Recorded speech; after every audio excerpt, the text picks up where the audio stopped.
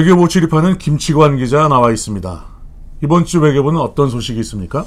예, 정부의 강제동원 배상 방안 발표 이후 후폭풍이 계속되고 있는 가운데 윤석열 대통령이 일본을 방문 중입니다. 네, 정부의 강제동원 해법이 너무 굴욕적이라 후폭풍이 예상은 됐습니다만 어떻게 진행이 됐습니까? 예, 각계각층의 규탄 성명이 줄을 이었고 지난 주말에 규탄 촛불 집회도 열렸습니다. 야당도 이재명 민주당 대표를 비롯해서 모두가 규탄의 목소리를 냈고 특히 서울대 민주화 교수 협의회 민교협이라고 하죠. 이 교수들도 14일 날 철회를 촉구하는 성명을 발표했습니다. 이번 주말에도 오후 2시에 시청광장에서 3차 범국민대회가 열릴 예정입니다. 네, 예상됐던 일이랄 수 있는데요. 특징적인 게 있나요?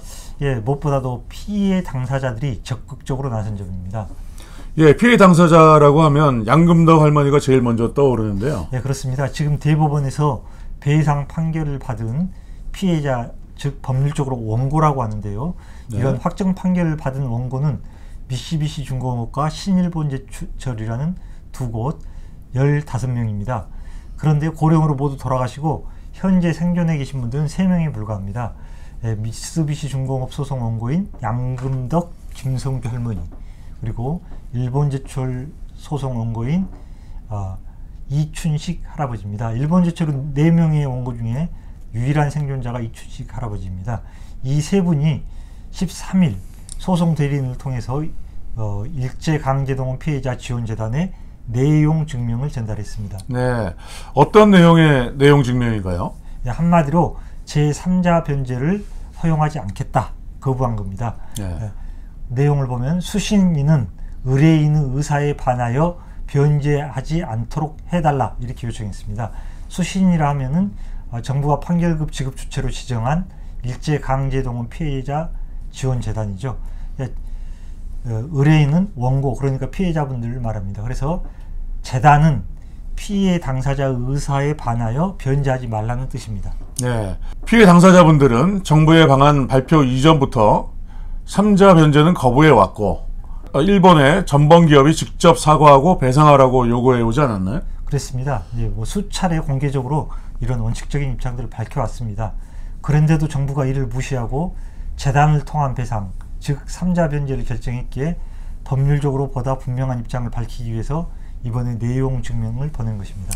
네, 이렇게 분명한 상황에 대해서 정부는 뭐라고 합니까? 지난 6일 정부의 배상 방안이 발표될 때 정부 고위 관계자가 판결금 받지 않겠다고 거부하고 있는데 이거 어떡할 거냐, 이런 질문에 대해서 네. 공탁 절차를 밟겠다고 했습니다.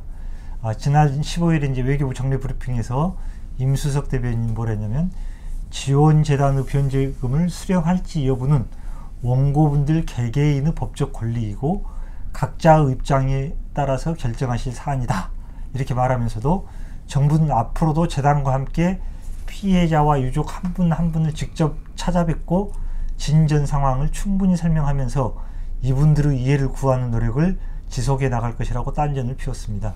네, 피해자분들은 계속 거부한다는 입장을 밝혔고 내용 증명까지 보냈는데 이해를 구하는 노력을 지속하겠다는 것은 잘 이해가 되지 않습니다. 저도 이해가 잘 안 가는데요. 외교부 관계자는 15일 날 뭐라고 했냐면, 원고분 의사를 아직 모두 확인하지 못해 가정을 전제로 한 답을 드리기 어렵다, 이런 식으로 피해갔습니다. 다른 외교부 관계자도 15일 한 분 한 분 지금 진행하고 있는 과정, 그것에 중점을 두고 나아가고 싶다면서 특히 거부 의사를 밝힌 피해 당사자 3분에 대해서도 만나 뵙고 싶다고 미련을 버리지 않았습니다. 기자들 입장에서는 계속 명백히 거부 의사를 밝혔는데 네. 꼭 만나야만 하느냐, 이렇게 추궁해서 묻지 않았겠습니까? 네. 거기에 대해서 피해 당사자들의 선택이라며 저희가 만나자고 할 수는 있지만 만약 거부하신다면 어쩔 수 없다, 이렇게 한 말 물러섰습니다. 네, 외교부는 거부 의사를 내용 증명으로까지 보낸 피해 당사자들의 의사를 왜 인정하지 않으려고 하는 걸까요? 정확한 속내는 표명하지 않기 때문에 알 수는 없습니다. 그렇지만 몇 가지 유추는 해볼 수 있을 것 같습니다. 네, 어떤 게 있을까요? 먼저 일단 윤 대통령이 방일 일정이 있지 않습니까? 그렇죠. 한일 정상이 만나기도 전에 우리 정부 해결 방안이 피해 당사자들로부터 거부당하고 있다는 것을 공식적으로 인정하고 싶지 않았을 것 같습니다. 네, 그렇겠군요. 이 방안을 제시하고 한일 정상회담을 하는 것인데 회담을 하기도 전에 찬물을 뒤집어 쓴 꼴이 된 것이죠. 그렇습니다. 그리고 이제 더 이렇게 한번 깊이 생각을 해보면 상당히 우려스럽고 뭐 말씀드리기도 조심스러운 부분인데요. 또 다른 분석도 가능하다고 봅니다. 네, 어떤 분석입니까? 예, 정부는 피해 당사자들의 거부 의사를 분명히 알면서도 일본에 어떠한 양보도 없는 상황에서 이 방안을 발표했습니다.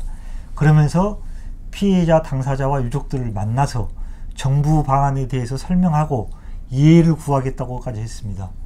네, 그랬었죠. 그때 당시부터 이제 피해 당사자와 유족들을 이제 찬성파와 반대파로 갈라치게 하려는 거 아니냐, 이런 의구심이 쭉 제기됐었고요.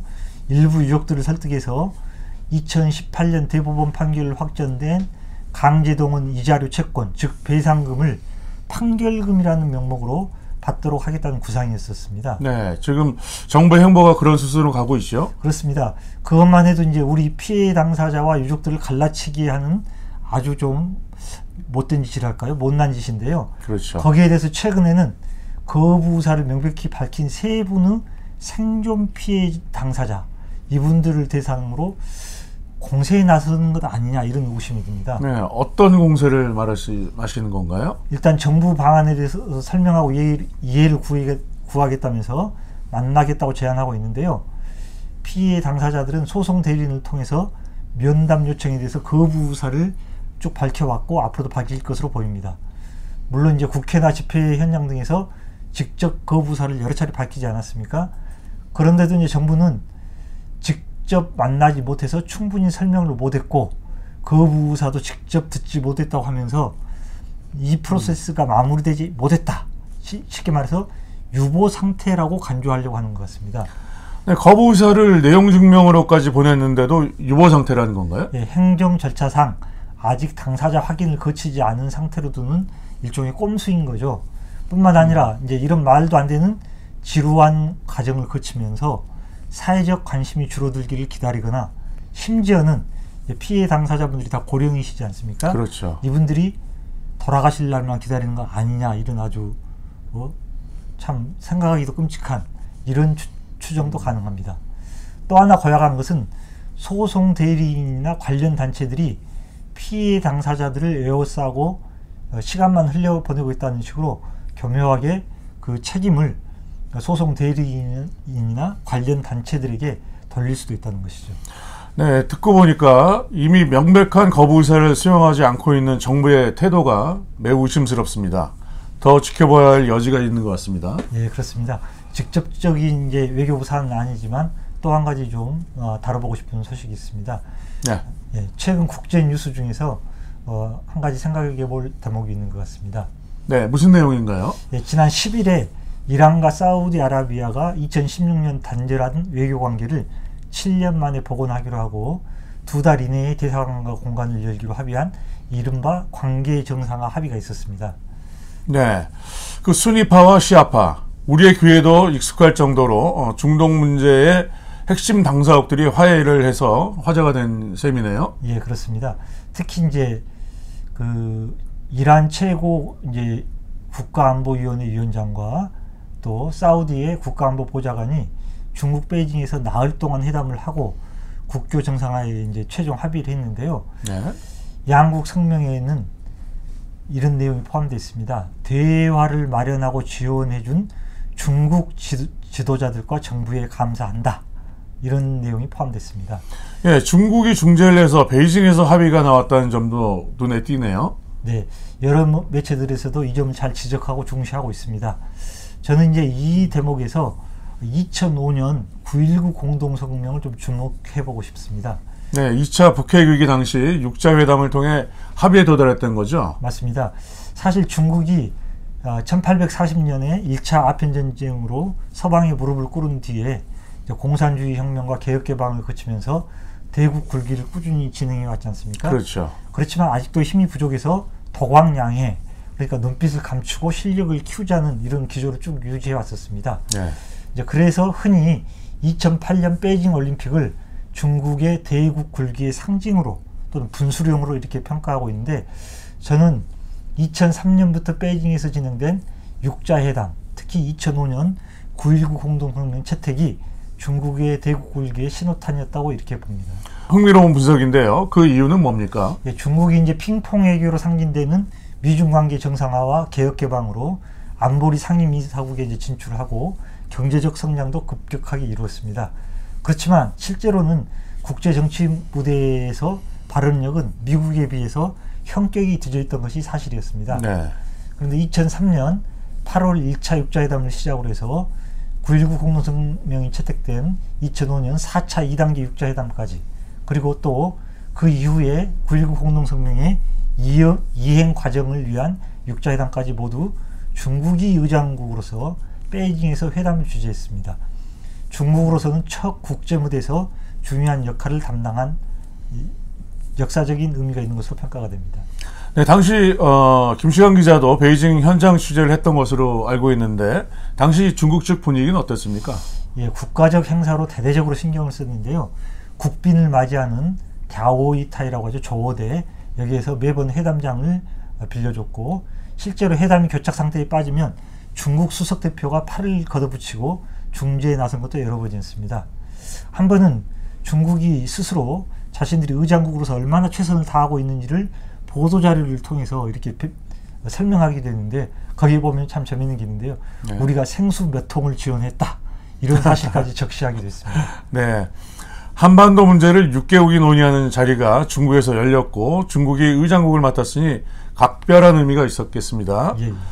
그러면 이번 이란 사우디아라비아 협상과는 어떤 맥락이 같고 또 어떤 맥락이 다를까요? 예, 2005년 9.19 공동성명으로 한반도 비핵화에 관한 합의가 이루어졌고, 2023년 3월 10일 이란 사우디 합의로 중동 핵심 국가 간의 관계 정상화가 합의됐습니다.